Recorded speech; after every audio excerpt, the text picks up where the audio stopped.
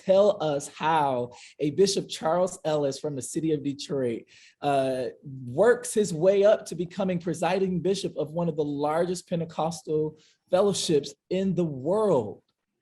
Well, I thank God for being a church baby, a pew baby, we call them. I was born in the church, and that's all I've known all my life.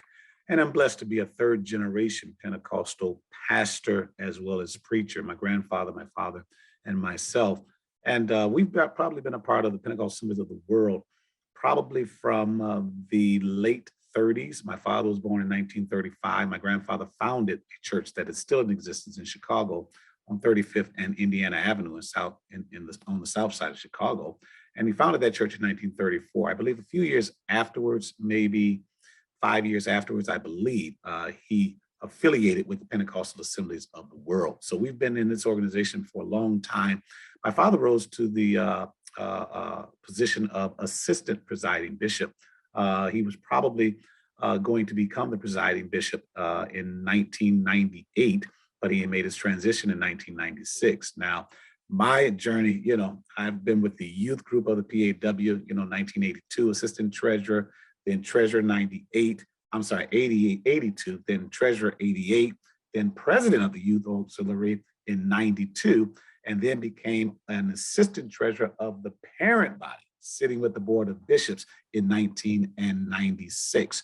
So my journey has, Bishop 99 at Cobo Hall. The convention was here in Detroit that year. I was the only bishop, and actually the last bishop, Orlando, of the 1900s. I was the only bishop in 1999. So I kind of found myself in 2004 when I became assistant presiding bishop, and then presiding bishop in 2010. Many individuals told me that I was that bridge from the younger generation to the older generation because I made presiding bishop at 52 years old. For decades now, Detroit has been an epicenter of Black culture and Black faith. Can you talk a little bit about Detroit being America's largest majority Black city and the outsized influence that it has on predominantly African-American denominations, not only in the city, but in the country and around the world? Whenever you talk about civil rights movement, Detroit comes up. You have Dr. King with Reverend C.L. Franklin and other religious leaders here leading that march down Woodward.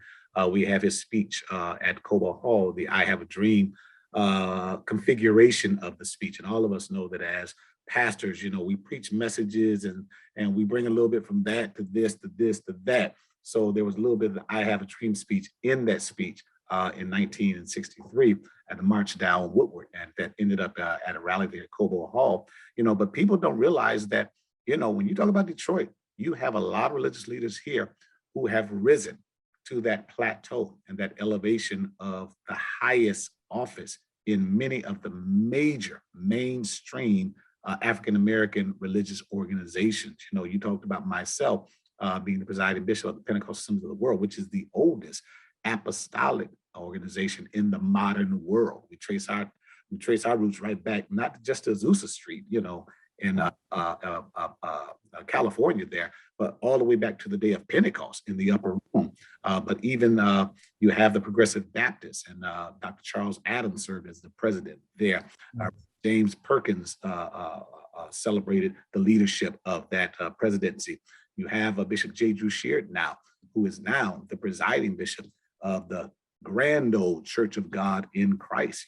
Yes, we've had Bishop C.L. Anderson Jr., who served as the first presiding bishop or the second presiding bishop at one time, and Bishop P.A. Brooks, God bless both their dust, who celebrated the leadership of the first assistant presiding bishop. But now we have a presiding bishop of the Church of God in Christ right here in Detroit, Michigan. My good friend, Bishop Lambert Gates, who celebrates now as the pastor here in Detroit of Apostolic Faith Temple, as well as Mount Zion in Indianapolis. But he was Detroit bred, born, and his roots trace back to Clinton Street, Greater Bethlehem Temple, right there on the Linwood, Chicago Boulevard area.